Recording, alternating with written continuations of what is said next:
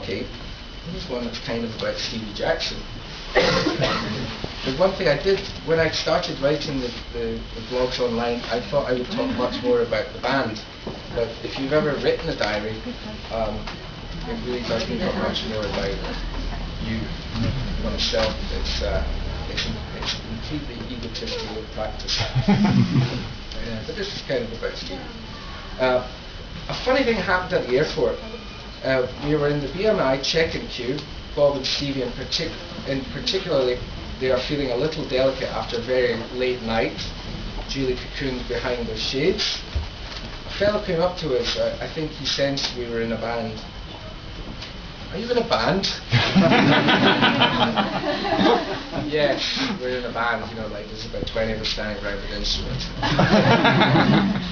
What are you doing here? We're going to Glasgow. Are you Franz Ferdinand? The funny thing is that it does irk me. I wasn't really bothered about that because I really like Franz Ferdinand, but I had a few experiences like that. Just a couple of weeks before that, I was in a different cafe in Glasgow, and a fellow just wouldn't accept that I wasn't. But you look like him. I'm not him. But you must be him. And he wouldn't accept this to the extent that he tried to sell me a house. Anyway, assuming that he thought the fellow from Franz Ferdinand could afford to buy his house. Anyway, this fellow, are you Franz Ferdinand? No, we're not Franz Ferdinand. What do you want? I'm helping making a program called Airport for the BBC. What's your band called? Belle and Sebastian. Oh, I know, the boy with the Eric strap. I was half expecting to see a girl called Belle and a boy called Sebastian. Ha ha ha. So that greeted round with silence. So then the camera crew arrived, at which juncture Stevie pointed to them and said, "Point that camera at me and I will fucking break you." This is unusual for Stevie. He's just not like that, but he has his moments. He's generally kind and gentle, but he can be quite changeable, as we all can. And I like these kind of traits. For instance, before the Mercury Awards ceremony, the organisers insisted on all the groups rolling up in the new minis bearing the logo of the sponsor, the Nationwide Building Society. There were 3 minis, 3 and 2, I think that was at the time, for us to go in. We had to go to the back of the hotel, get into the cars and drive back round the front to get out on the red carpet just so we could make an entrance and face the press. Stevie wasn't impressed.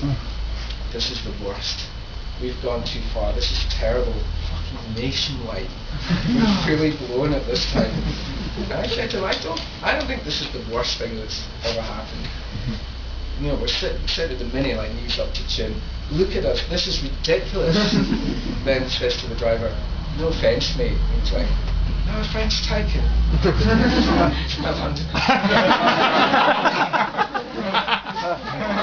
Probably big offence taken. So I said, "Look, we signed up for this, and as soon as we said we'd play, it'll be okay, just enjoy the playing." I know, I just hate this. 10 minutes later, after getting out of the cars, lining up for the banks of press, and answering a few showbiz questions, he said, "Actually, it wasn't so bad. I quite enjoyed it. It was fun.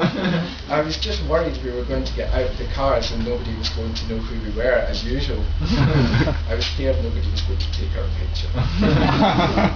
He does actually have a point, though. That was the Mercury suite. But we don't go to many award ceremonies, and I apologise for having written about them. There was the Ivor Novello one is the songwriting, and I turned up to that late, pulling my little trolley behind me, and there was kind of pop groups going in front of me, and the paparazzi were all flashing away. And I pulled up to the red carpet in a taxi, got out pulling my little trolley, and there was a deadly silence as I walked up, and I heard one of the camera people saying to his friend, "At ease."